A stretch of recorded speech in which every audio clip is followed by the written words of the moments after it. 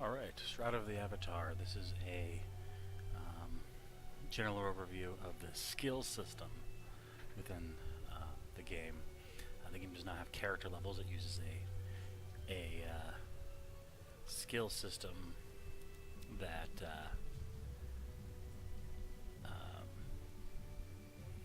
instead of leveling up your character, you level up the skills, and you level up the skills by using the skills. The more you use a skill, the faster it levels up. You need, before we get into the individual skills, the way the game works is you have pooled experience. Okay, pooled experience, and when you kill stuff or complete quests, you get pooled experience. And then when you use abilities, it takes the pooled experience and takes that out and puts it into the ability. So if I push light, right now I have 25,029. If I push light, it used 10 experience. It didn't just use 10 experience, it took that 10 experience out of the pool and put it into light. If I go to light here, under sun magic, it put it into this, and that green bar filled up. So the more I use light, the more experience from here goes into the ability to level it up. Okay. So again, you get experience here by killing stuff and completing quests. If you run out of pooled experience, then you won't have any experience to put into your abilities as you use them. Okay. Or as fast as you kill stuff, that experience will go into the skills that you're using. Okay. If you have no experience, you still get to use the abilities. They just don't level up. Alright. So there are a couple kinds of skills in the game. You have active skills, skills that you have to actively use. And then you have passive or innate skills, skills that level up automatically simply by using whatever they're associated with. And some of their associations, you might not even know what their association is. The game doesn't show you, but generally, based on the category you're in, they'll level up for using those skills. So I am in the blades category, so these innate skills will level up when I use these skills here. Okay. Passive skills, I've heard, now this might not be true, that they take more experience to level per level, and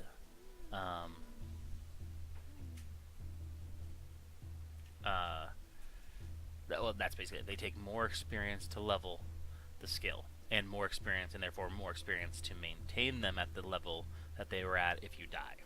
Okay. When you die, you lose a little bit of experience in every skill. And I believe that's every skill above 40.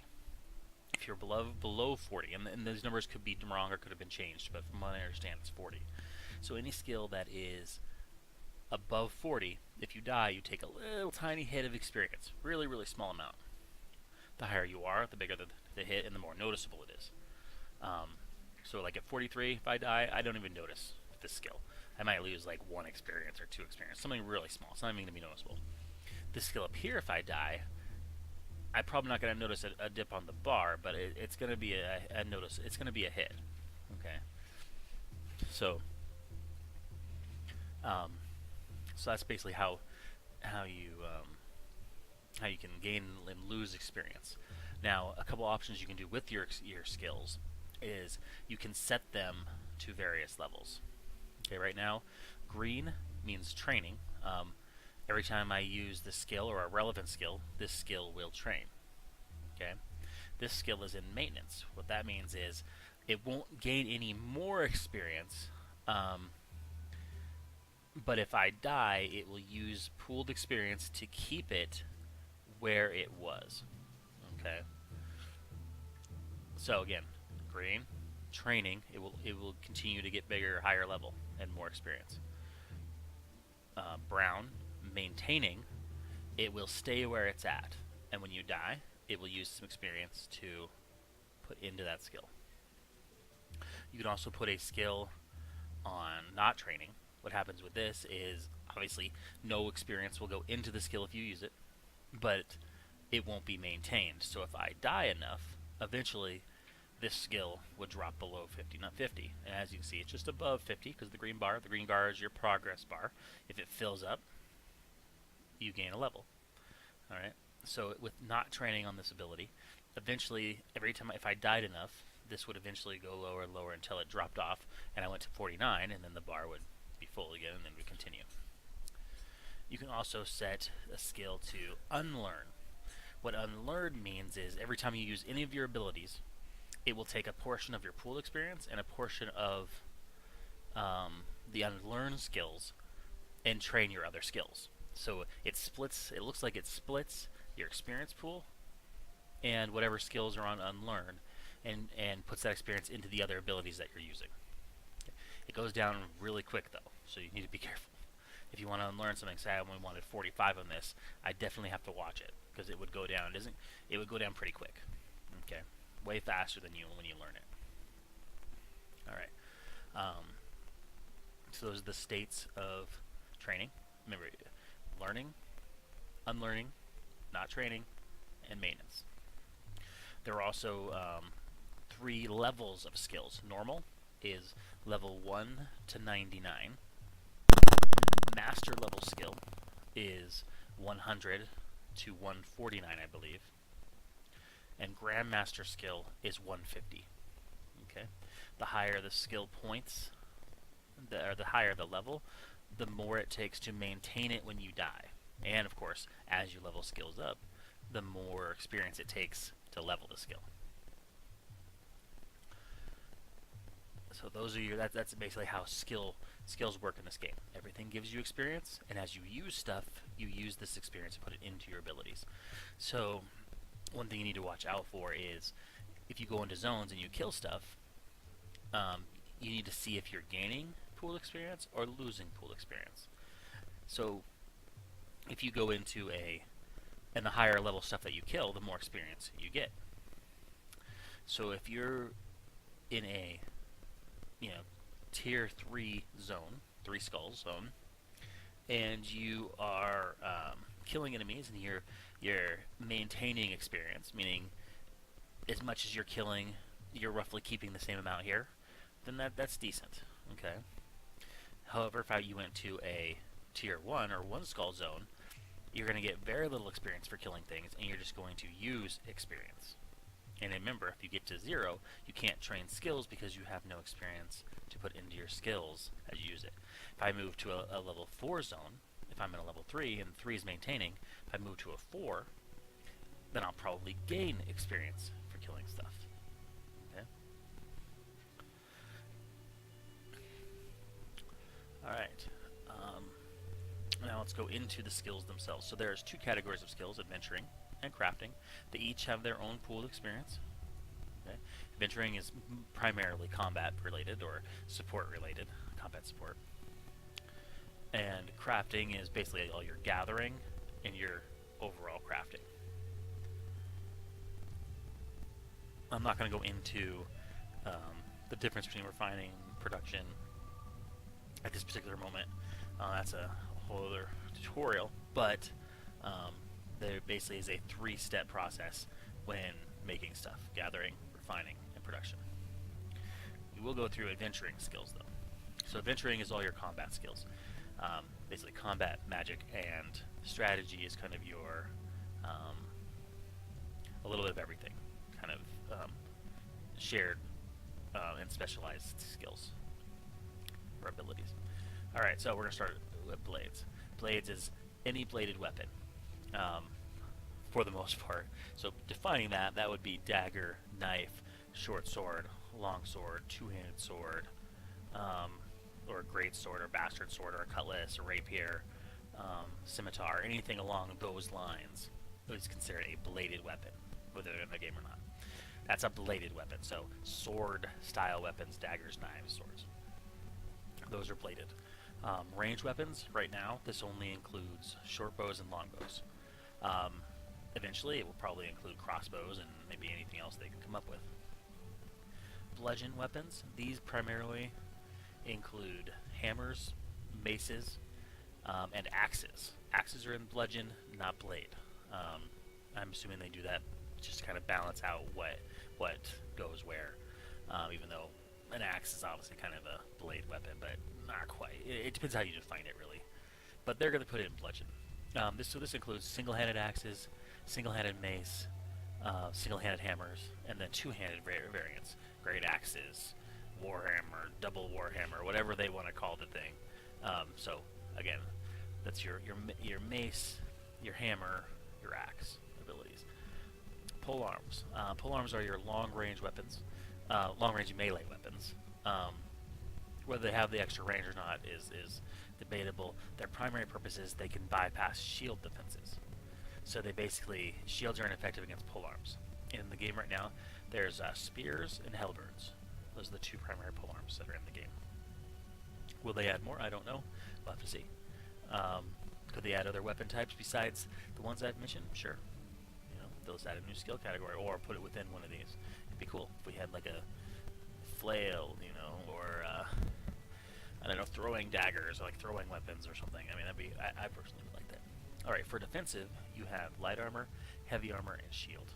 Light armor is pretty much cloth and leather armors. Heavy armors are at the moment chain and plate mail. Now, if we're lucky, we'll get some sort of scale or overlapped layered armor as well. Right now, it's plate and chain are your heavy armors. And then shields are shields. Anyone can technically use a shield. They aren't restricted to heavy armor, so anyone can use a shield if they want as an offhand. Alright, any special notes to armor? Heavy armor has high fizzle chance. Fizzle is your ability to cast spells. The higher your fizzle, the less likely you are to cast the spell successfully. So light armors have no fizzle chance. Plate has the worst. And then scale has slightly less. Then leather I don't believe has it, and cloth I don't believe has it, but they might. It's been a while since I looked at those armors. But that's the main difference. Light armor is more of dodging, evasion, movement, and heavy armor is plain, you know, take damage kind of thing. There are several types of shields. I didn't go into that, but there's, you know, small little shields, bucklers, you know, heater shields, which look exactly like this right here, kind of like that typical shield look. Triangles, a little more triangle-y, square, etc. All right, schools of magic. Now, you have 4 elements. You have earth, water, air, and fire. And then you have 2 alignments, life, death. 2, I'm not really sure, sun and moon, how they fit. And then you have chaos magic, which is kind of a random magic, evil, kind of weird magic. I'm not sure what exactly the purpose of it is, but it summons things like demons and stuff, so it's kind of dark mostly, but it looks like you can mix it with various other abilities if you go through the trees to create some interesting ability, or interesting combined abilities. Alright, so primarily sun magic. You have light, which is everyone gets by default, and then you can summon a phoenix. Looks like some heals, blinding, sunbeam, intelligence booster. Moon is and you get bonuses to sun magic during the day. At night, you get bonuses to moon magic. Moon magic is night vision. Let's see, what do we got here? Some dexterity boost. Summon a will-o-wisp, night step, shadow form. So basically kind of some stealth, a little bit of heal right there. Vanish, moonbeam, animal charm. So kind of some interesting, almost feels like roguey to me. Or not roguey, but rangery kind of spells. Or spells and skills. Alright, so then you have life magic. These are primarily your healing magics and kill undead. These are your cleanses. your heals, your primary heal set, and then some passives. Death magic. Let's see what can you summon. A lich, skeletons. So obviously this is all your pure, death ray, death touch. Yeah, this is your obvious death magic kind of things. Elemental are pretty standard. Fire spells, earth spells, water spells, water and ice, air and lightning. And then chaos, like I said, is kind of one of those, that odd magic type. I know you can use this spell mixed with other skills to create some really random effects. So, interesting. Most of these can all summon monsters as well. Life doesn't summon anything, but death, as we saw, can summon, liches, air elementals. The moon can summon Will-O-Wisp, sun can summon a phoenix, etc. Fire elementals, earth elementals. So, yeah, that's your magic. This button here can show your attunement. The higher your attunement, the better your spells do. The lower your attunement, the worse it does. So, like for some reason, like as you can see, I can't cast fire very well, but I can cast earth and healing or life a little bit better. Okay, and I'm mostly a melee type character, so I don't have a lot of attunement to anything. All right, and you can go by default. Besides clicking on the attunement, you see these numbers include dictate how many levels you've spent in each category. So I have 540 total levels at the moment in Blade skill. So if you add all these up, it should equal 540. I've never actually tested it, but I believe that's what it is. So we have 1, 2, 3, 4, 500, and roughly 40. So that gives you a quick glance. At a glance, you can see, what you've been training. All right. And then you have your strategy skills. Tactics are abilities that are shared by all. You have some general passives like health and strength, lifting capacity, weapon durability, armor durability, increasers. Offhand skills, if you want 2 weapons instead of a weapon and a shield, or a 2-handed weapon. This skill tree is right here. And then some stances, so you have like defensive stance right here, offensive stance, and more defensive stance, I guess, and more offensive stance. So, and then you have focus. Your focus tree is primarily dealing with your dex system, which is a whole other video, as well as intelligence and focus. Focus is your universal energy system. So. Then we have taming.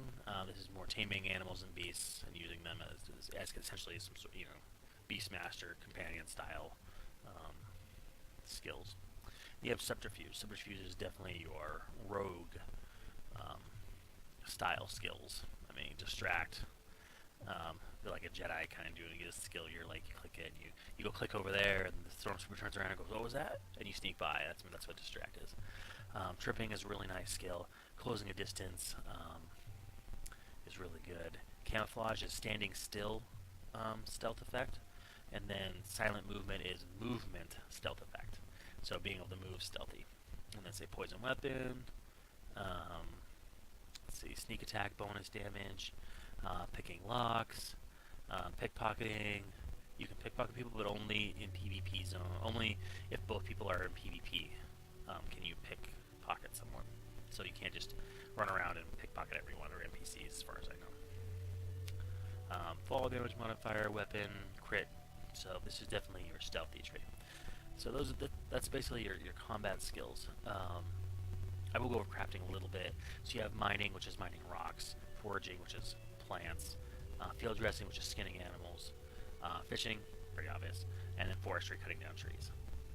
Refining, basically you take these materials and you turn them into something useful. So butchery, you cut up carcasses and fish to make usable meats for cooking.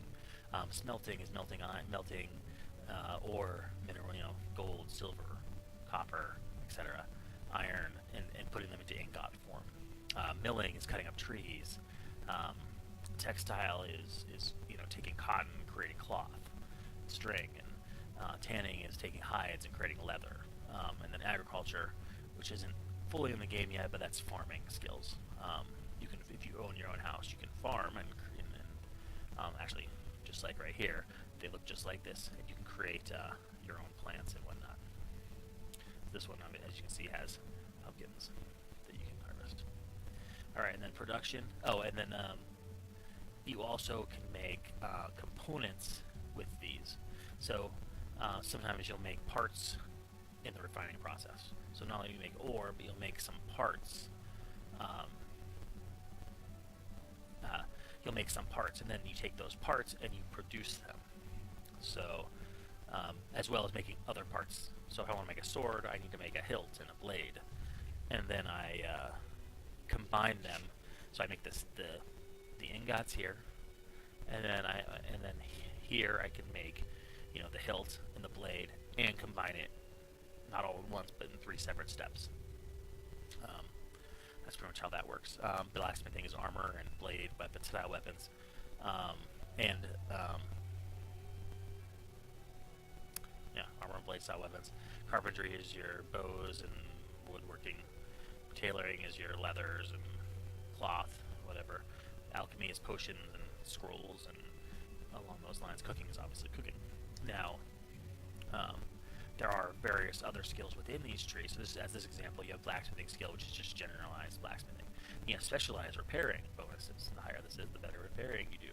So the less repair kits you need to repair your gear. Salvaging is breaking up components and to get items. Okay. Masterwork is basically taking your equipment and giving it better stats. So you make a longsword, and then you can make a +1 longsword by, or +2 longsword by using masterworking, basically making it a better version of itself. When you do craft, you can make the basic version of an item, or if it has it, a +1 version of the item right off the bat. A +1 version of an item of a gear, armor, weapon, basically has more durability. So from the basic crafting, and then you can take masterworking of the various types and create, add more stats to it. So, and then masterworking can be specialized into blade, plate, chain, shield, style things. Alchemy, very similar. Alchemy is the opposite of kind of blacksmithing in that alchemy is used to enchant weapons. So while blacksmithing will give your equipment better stats of its type, and maybe abilities for its type. So blade weapon, enchanting a blade could give you higher damage, higher crit chance. It also could give you blade skill bonuses because they're part of blades. So that's what masterworking can do. Now, enchanting, on the other hand, gives attribute type bonuses. So enchanting could give your equipment more like a strength bonus, a dexterity bonus, okay, a focus bonus, a health bonus. Okay, they're more of your attributes increases. Enchantment or alchemy is also used to put gems into your gear. Gems can give you magic, either warding, which is resistance, or magic attunement, which is essentially higher damage or better effect. And then you can specialize in that. So again, this is how all your skills work. One last thing is over here you can see the latest skills that have trained, and you can also pin them here so that you can keep them up to watch where they're at. So these 3 skills I have pinned here so I can watch their progress. These skills will show up as I use them. So as you level a skill, it will show up here for you to see, oh, this is a skill I've leveled. Okay, and you can also control their training level here as well. So that is basically skills without going into the detail of each individual skill. That is the skills themselves. So